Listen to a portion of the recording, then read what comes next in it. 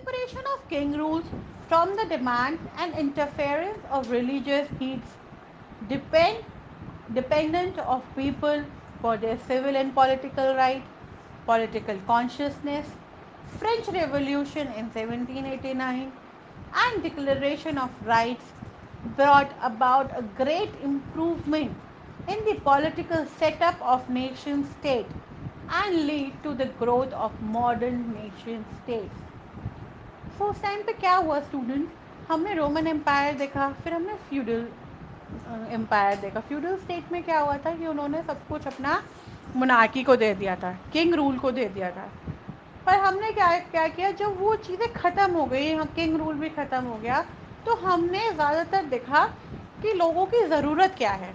ठीक है, उनकी बेसिक नीड क्या है, उनके सिविल अधिकार क्या होने चाहिए, पॉलिटिकली उन्हें कितना सपोर्ट मिलना चाहिए, इन सब चीज़ों पर हमने ध्यान देना शुरू करा. तो उस टाइम पे फ्रेंच रेवोल्यूशन हुआ 1789 में, जहाँ पर डिक्लेरेशन हुआ राइट्स का, अधिकारों का, कि अगर आप इस कम्युनिटी को बिलोंग करते हैं और आप यहाँ रहते हैं तो आपके ये सर्टेन अधिकार हैं जो गवर्नमेंट को आपको देने चाहिए, या आप ऐसा कर सकते हैं और आप ऐसा नहीं कर सकते. तो इस तरीके के अधिकारों का वहाँ पर डिक्लेरेशन हुआ, जिसके अंदर ये देखा गया कि बहुत अच्छा एक पॉलिटिकल सेटअप हुआ.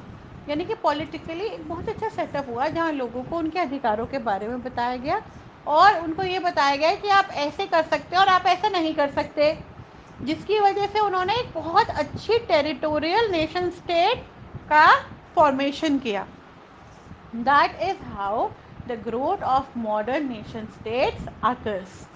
इस तरह से जो मॉडर्न नेशन स्टेट बनी, इस तरीके से बन पाई कि उन्होंने क्या किया, जो किंग रूल था उसे ख़त्म किया, लोगों के सिविल और पॉलिटिकल अधिकारों का ध्यान दिया, साथ में उनकी ज़रूरतों को समझा, और एक दिन फ्रेंच रेवोल्यूशन में उन्होंने डिक्लेरेशन किया उनके अधिकारों का.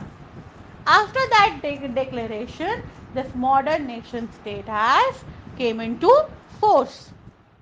Next and last type of city is a type of state is international entities.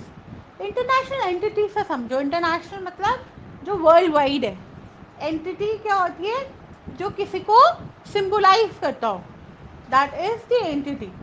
So international entities like United Nation Organization and its agencies, UNO in 1945, North Atlantic Treaty Organization NATO 1949, Commonwealth Group of Nations, World Trade Organization WTO 1995, European Union 1993, and other entities were established to deliberate upon issues of world peace and human rights, international cooperation, environment degradation, international trade, and other subjects form a common platform.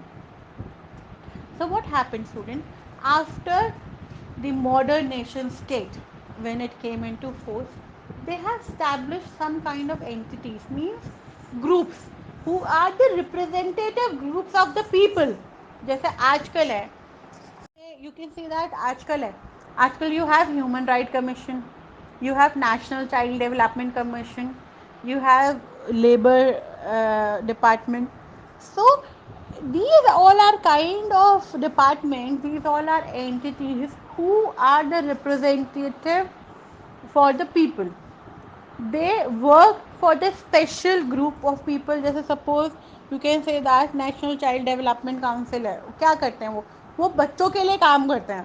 ठीक है, कि किसी भी बच्चे को गरीबी की वजह से उसको बेसिक नीड्स ना मिलें, या उनको प्रॉपर कोई अगर बेचारा अनाथ है तो उनको ऑर्फनेज भेजा जाए. तो इस तरीके के काम कौन करता है, इस तरीके के काम नेशनल चाइल्ड डेवलपमेंट करता है. वुमेन एम्पावरमेंट के लिए, महिलाओं के अधिकारों के लिए जो लड़ाई लड़ता है वो लड़ता है. तो इस तरह के कुछ डिपार्टमेंट्स की फॉर्मेशन हुई ताकि उनके अधिकारों का ध्यान रखा जाए, इंटरनेशनली उनके साथ कोऑपरेशन किया जाए, जो एनवायरनमेंट है वो ख़राब ना हो, साथ ही जितने भी ट्रेड हो रहे हैं, इंपोर्ट एक्सपोर्ट, उन पे नज़र रखी जाए और लोगों को एक अच्छा प्लेटफॉर्म मिले अपनी जीविका को जीने का basically. That's how they form the national entities. Some scholars, such as Harold J. Lasky and C. A. Street, have regarded the role of international entities in governing the relation of a state and its individuals. So, the rest of the world as the next stage of development and not as the decline of nation state.